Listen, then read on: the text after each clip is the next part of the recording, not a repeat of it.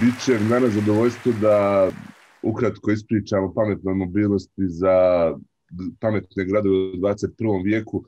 Pokušat ću da ne fokusiram previše priče o samom saobraćaju, pokušat ću da napravim neki most prema aktuelnim tehnološkim trendovima i temama koji bi trebali da nam pomognu da neke od nabrojanih ciljeva koje smo čuli na uvodu praktično postignemo u nekom vrlo kratkom roku koje se naravno najavljuje i Evropskoj uniji i širom svijeta. Prije svega potrebno je da shvatimo da postoji jedna opšta tendencija konverzije mobilnosti u formu jednog servisa. Postoje tri ključna termina oko kojih se vrti čitava priča o mobilnosti, to je da pređemo na električno, da pređemo na konektovano i da pređemo na automatizovano.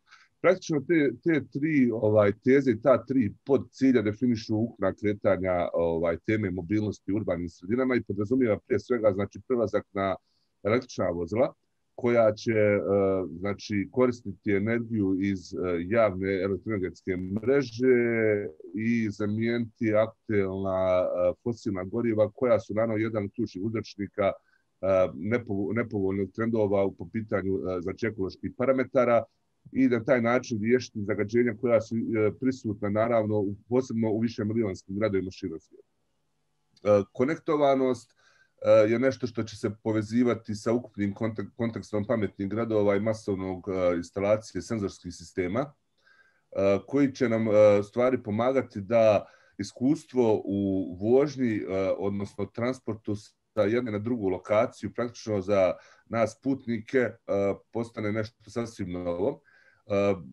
Konektovanost je naravno i sa dolaskom pete generacije mobilne mreže koja bi to trebala da omogući. Čak neki servisi će morati sačekati šestu generaciju obzirom da se radi o sistema koji će biti veoma vremenski osjetljivi na svaku vrstu grešaka. Da bi publici koja nije u ovoj oblasti bilo nešto jasnije, konektovanost vozila, odnosno takozvana vehicle to X, pa nešto, znači tehnologija treba da omogući da vozila prije svega mogu da komuniciraju sa drugim vozilima u saobraćaju, da mogu da komuniciraju sa pješacima i da komuniciraju praktično sa infrastrukturom, ali sa nekim drugim subjektima. A jedan recimo od idealnih primjera šta znači ta konektovanost je podizanje sigurnosti i procjene kod preticanja, čak i u situacijama kada nemate nikakvu vidljivost, kada se nalazite iza nekog velikog kamiona ili praktično imate mnogo krivina. Vaš automobil, odnosno vi na displeju ćete vidjeti praktično pozicije svih drugih automobila u nekoj zoni od recimo 4 do 5 km. Imat ćete automatske parametre njihovih brzina kretanja, odnosno vaše vozilo kada vi poželite izvršite preticanje napravit će kalkulaciju najbolje brzine da vi u optimalnom vremenu zaobiđete vozilo ispred sebe bez opasnosti da će se pojaviti vozilo iz drugog pravca prije nego što vi taj proces završite. Ta jedna vrsta inteligencije, odnosno kompjutinga koji će se pojaviti u samim vozilima, naravno promijenit će u potpunosti naše iskustvo. I ovaj treći parametar o kojem smo govorili je automatizacija samog iskustva vožnje. To je da praktično mi kao vozači sve manje učestvujemo u procesu upravljanja vozilom, a da će taj posao za nas zamijeniti kompjuterski sistemi obogaćeni znači senzorima koji će percipirati okolinu oko sebe, izvršiti procjene i praktično sigurno voziti na željenu lokaciju. Naravno, za takvu potpunu automatizaciju potrebno je primati konstantnu informaciju o realnom vremenu putem telekomunikacione infrastrukture i u tom kontekstu je veoma važno da imamo pouzdan sistem bez nekih značajnih kašnjenja, jer u tom kontekstu gdje je ljudski život praktično u pitanju i naša bezbjednost ukupna, veoma je važno da ti podaci dođu pravovremeno bez kašnjenja. Naravno, sve ovo što smo rekli zvuči dosta jednostavno, iza toga se krije čitav niz izazova, ali i bitnih informacija koje trebamo znati. Ja danas nisam pravio nikakve slajdove, ali samo ću podijeliti nekoliko važnih podataka da bi shvatili kontekst pametne mobilnosti. Naravno, ono što mogu da najavim su sjajni govornici koji slijede iza, imat ćemo nekoliko sjajnih rješenja, kolega koji će govoriti, Salčiner koji će govoriti o Mapsu, zatim kolega koji će da predstavi jedan sjajan startup koji se pojavio u Sarajevu, Bibi, koji će govoriti o električnim automobilima, ali neka druga rješenja koja su nam već ovdje dostupna i koja se mogu vrlo lako svrstati u bilo šta od ovoga što ću ja u uvodnom izlaganju pomenuti. Da bi mi praktično prešli na električna vozila i prešli na generalnu mobilnost kao na servis, ono što mene lično najviše zabrinjava, naravno nisu tehnička rješenja. Radi se uvijek o stvaranju pogodnog ekosistema za prihvatanje takvih tehnoloških rješenja gdje mi uvijek kasnimo sa legislativom i regulativom. Ja ću vas podsjetiti da u Bosni i Hercegovini električna vozila nisu prepoznata u standardnim zakonskim aktima, da se u slučaju da pokušate da uvezete vozilo kao što je Tesla, bit ćete kategorizovani kao najveći potrošač, zagađivač i pritome ćete platiti najveće namete državi zato što prosto nemamo tu vrstu zakonskog update-a. Također moramo da znamo, ja ću ilustrovati na još jednoj stvari koja nije direktno vezana na mobilnost, ali možda posebno oslikava sporost u stvaranju pozitivnog ambijenta. Bosna i Hercegovina je jedina zemlja u Evropi u kojoj je zvanično po zakonu zabranjeno da vi sami sebi na benzinskim pumpama natočite gorivo. To je stari savezni zakon iz Jugoslavije 70. godina koji je na snazi, sve su ga države promijenile osim Bosne i Hercegovine. Naravno, u praksi se provodi ili ne provodi, ljudi to već rade kao što u većini zemalja Evropske unije vi praktično imate isključivo samo posluživanja benzinskim pumpama. Ako ćemo gledati formalno zakonski, još uvijek u Bosni i Hercegovini imate formalnu zabranu samo posluživanja benzinskim pumpama. Znači, taj zakon je star najmanje 50 godina. Ne kažem da je nešto presudno, ali dosta oslikava koliko ćemo truda morati uložiti da stavimo među prioritete u odlučivanju tu vrstu zakona i prateće regulative da bi stvorili ambijent koji je povoljan i stimulišući praktično za električna vozila, gdje bi mi na neki način trebali napraviti model i to je naročito poruka onim nivoima vlasti koji se bave ovom temom, koji imaju u svojoj nadležnosti, je da počnemo da ohrabrujemo praktično uvođenje električnih automobila u Bosnu i Hercegovinu, na neki način penalizujemo one koji su zagađivači, naročito vozila niskih kategorija. Znamo da postoje trendovi da se neki od tih kategorija praktično već za uvoz sami zabrane. Dalje, što se tiče same isplativosti prelaska na električne automobile, za javnost isto bitno da znamo da prosječno koštanje korištenja električnog automobila je povoljnije u odnosu na automobil sa unutrašnjim sagorijevanjem i to naravno uvažavajući i amortizaciju vozila i cijenu, znači samog goriva.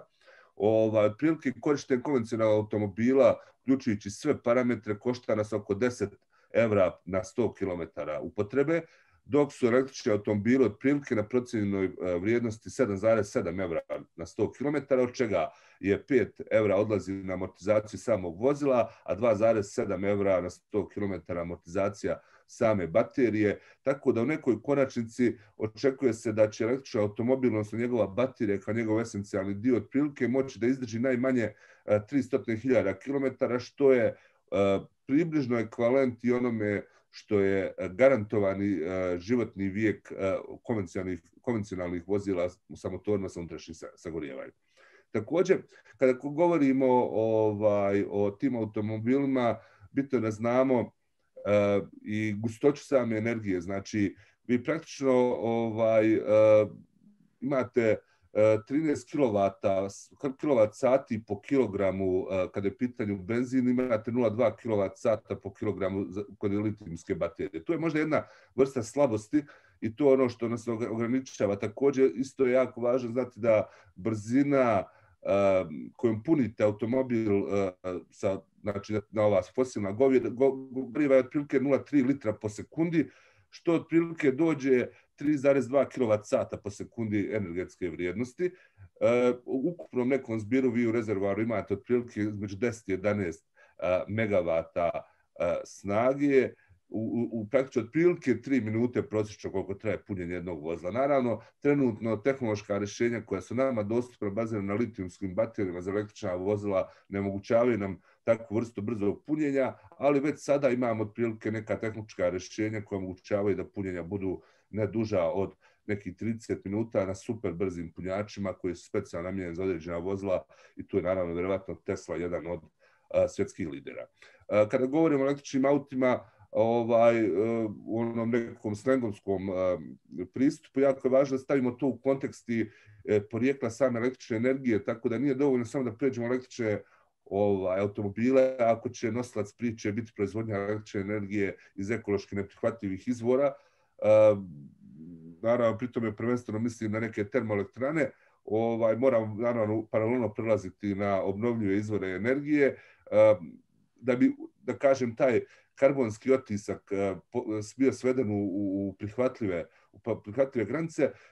Primjeri su dvije zemlje, Francuska je u tome jako dobra, ona ima svega 51 gram karbonskog otiska na kilovat-sat proizvedene energije, dok je recimo Estonija, koja je poznata kao pionir digitalnih procesa u ovoj sferi, veoma loša. Ona praktično ima preko 1100 grama po kilovat-satu karbonskog otiska, zato što je vjerovatno njena proizvodnja električne energije bazirana na termoelektranama ili drugim, pod navodnicima, prljavim izvorima energije. Tako da, ako bi mi samo zamijenili jedna fosilna goriva električnom energijom koja opet dolazi iz prljavih izvora, koji su ekološki, da kažem, neprihvatljivi za one ciljeve koji su postavljeni, generalno posebno ciljeve održivog razvoja Ujedinjenih nacija, njih 17 ima poredani, pa mnogi od njih se tiču direktne ekologije, onda naravno ne bi postigli onu vrstu pametnog onoj mobilnosti za koju želimo da praktično promovišemo. Naravno, što se tiče ove električne energije u automobilima, ona je isključivo vezana za litijumske baterije. Litijum je jedan dosta rijedak metal koji se koristi u toj proizvodnji. Oko 50% svjetskih rezerva nalazi se svega nekoliko zemalja, a jedna zemlja praktično sama drži drugih 50% zaliha litijuma, to je Bolivija. Druga po veličini 37% tih zaliha ima Kina, praktično sve ostalo spada u tragovima u nekim drugim zemljama, iako je praktično komercijalna eksploatacija litijuma isključivo u Kini, preko 90% proizvodnje svjetskog litijuma za namjene za električne baterije praktično dešava se u Kini. Dalje, ono što je bitno da znamo je ono koji će biti trendovi u smislu recimo automatizacije kod pametne mobilnosti. Postoji 6 kategorija automatizacije od L0 do L5. L0 je ono što je do sad bilo konvencionalno, gdje vozač ima potpunu kontrolu nad upravljanjem automobilom, bez ikakve pomoći vozila. Već današnja vozila sva, možemo reći, imaju makar level 1. To su razne vrste senzorskih asistencija koje nam pruža vozilo. To je senzori koji nam javljaju druga vozila u mrtvom uglu. Postoje određeni senzori koji nam prate ispravnost vozila i pomažu nam da, recimo, da ne presjecamo liniju. To je već najmanje L1. Danas se naši najnaprednija rješenja u smislu automatizacije vozila, odnosno mogućnosti da nas oni sami prevoze, mi smo negdje prilike između level 2 i level 3, gdje je prisutnost vozača neophodna, ali već u nekim od tehničkih rješenja vozilo može samo da se kreće, ali vozač mora biti spreman da u svakom trenutku preuzme upravljač i da provede ono što se kaže lateralno i longitudinalno upravljanje vozilom, zbog slabe pouzdanosti samih sistema i mogućnosti da vozilo ne prepozna baš sve prepreke koje se nađu, i tu naravno ne omogućavaju nam da budemo potpunosti opušteni. Konačni cilj je naravno level 5. Level 5 je potpuna automatizacija gdje vozač apsolutno ne mora sjediti za volanom ni biti blizu. Vozilo treba da bude sposobno da nas sigurno, bezbjedno u razumnom vremenu preveze od polazne tačke do željene destinacije. Mobilnost u urbanim sredinama naravno ne mora biti isključivo vezana za vozila, nije to jedina tema. Prije svega, naravno, u uvodnom dijelu je vrlo često na većini izlaganja pominje se naravno prelazak na alternativne načine prevoza, naravno bicikla, električna bicikla kao jedan način, naravno potrebno odraditi onu infrastrukturu da se vozači bicikala učine bezbjednim, također njih treba edukovati da se znaju ponašati u saobraćaju, oni bi trebali da znaju da uspostave, da kažem, taj odnos na saobraćajnicama sa drugim vozilima, drugim učesnicima, generalno uključujući i vozila i pješake. Mislim da tu možda edukaciji isto griješimo.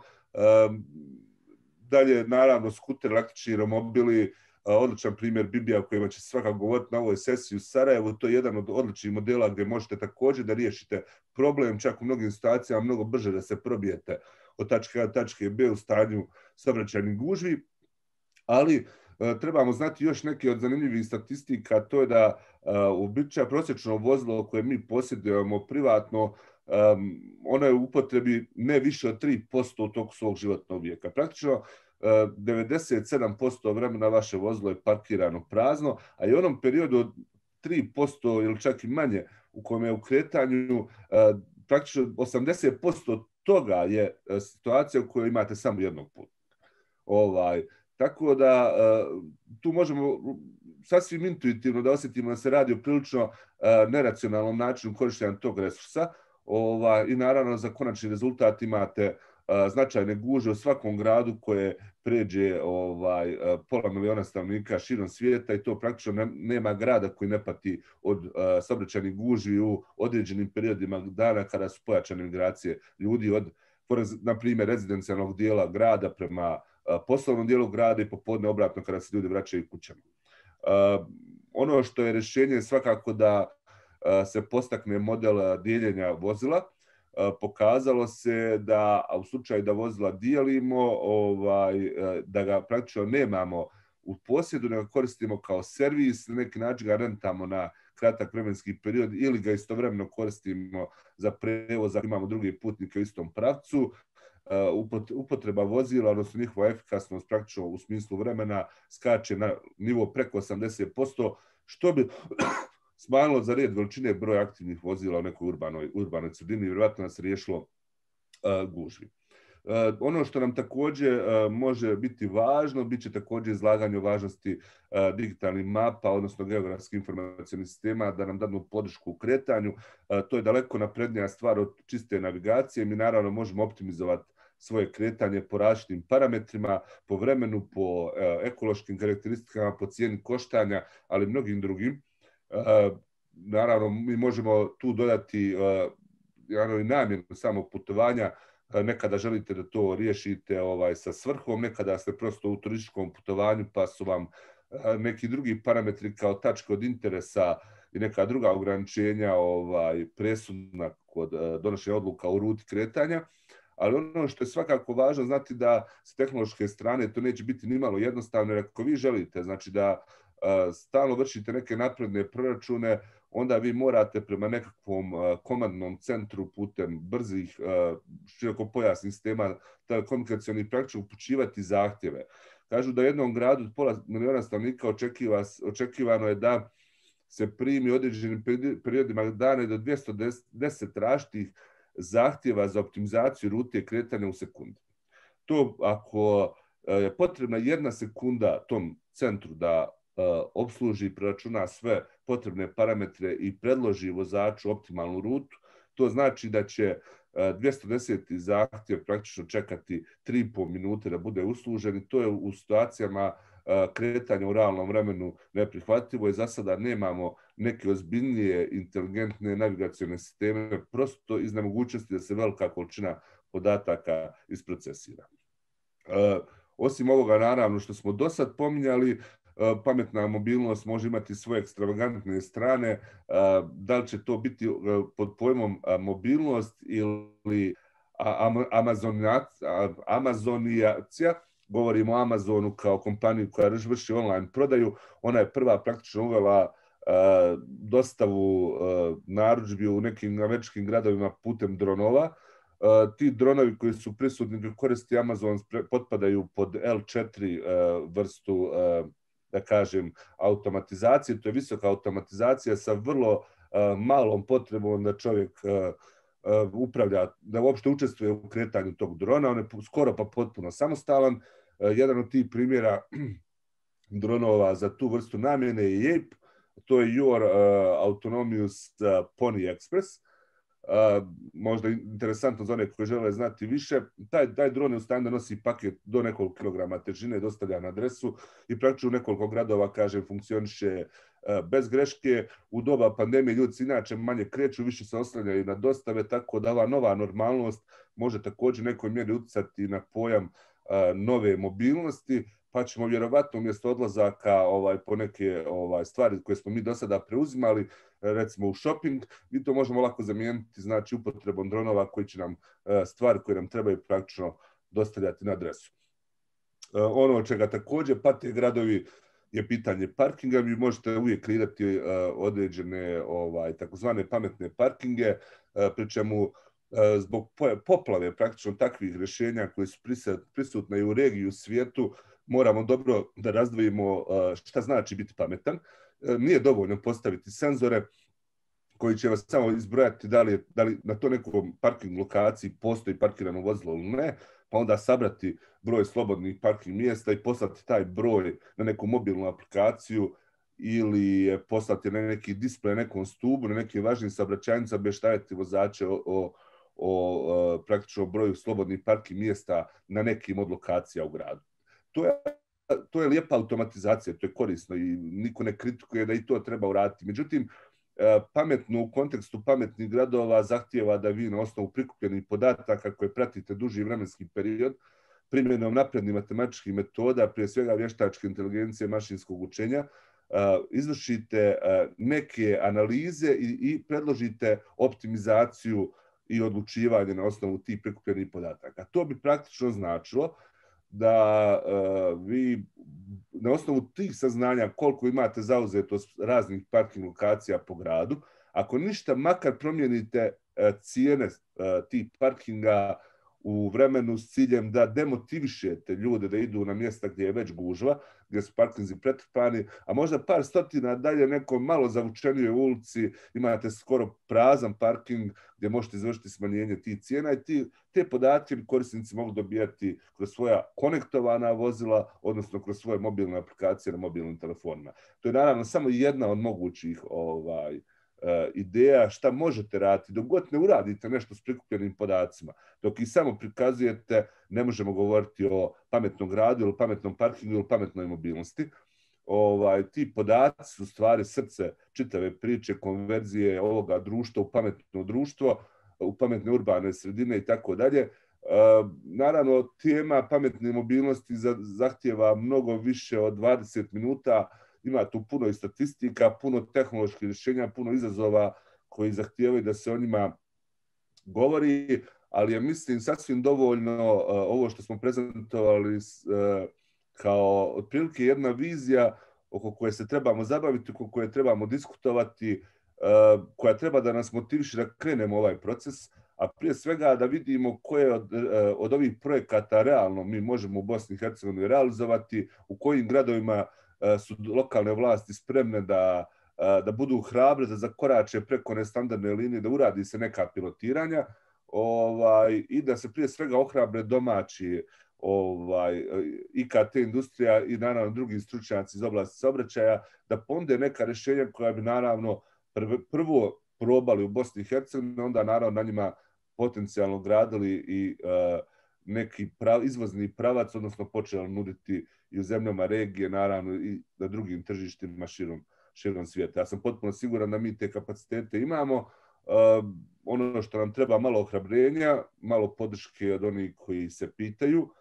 Pritome ta podrška uopšte ne mora biti novac, u suštini domaćim stručnjacima će trebati samo šansa. Kažem, danas i u ovoj sesiji, a mnogim drugim sesijama ćemo priliku da vidimo šta su to sve domaći ljudi uradili, dati im samo šansu, mislim da će biti sasvim dovoljno da možda već iduće godine ovo doba na 4. izdanju BH Engineering Weeka mi govorimo o uspješnim pilot projektima koji su realizovani, a ne samo vizijama.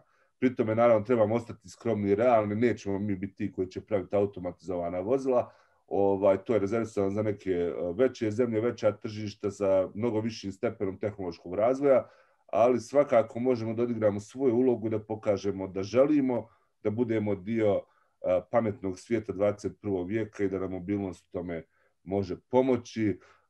Ovom prilikom toliko od mene, to je otprilike, ja mislim, 20 minuta koliko je predviđeno. Hvala vam na prilici i evo, ne znam da li je bilo predviđeno da se primaju i pitanja eventualno i tako dalje. Evo, svakako, hvala Aleksandre. Evo daćemo priliku nekom iz publici da postavi neka pitanja na ovu interesantnu temu. Imamo li takve? Možda? Za sada ne, ali evo, bukvalno ovo o čemu smo slušali od Aleksandra jeste nekako i ona filmska predviđanja koje smo mogli gledati u totalnom opozivu sa Schwarzeneggerom, odnosno sa Bruce Willisom u 5. elementu. I ne znam da li je to Aleksandar već rekao, ali evo, Evropska unija do 2030. planira uvesti 30 miliona električnih automobila kako bi do 2050. Jednostavno čitava Evropska unija bila totalno neutralna što se tiče zagađivača i svega ostalog. Dakle, čovječanstvo može sve ono što želi ukoliko to želi. Još jednom prilika eventualno za pitanja ili ćemo ovdje preći na našu sljedeću temu. Za sada publika bez pitanja. Toliko, Aleksandre, i hvala puno.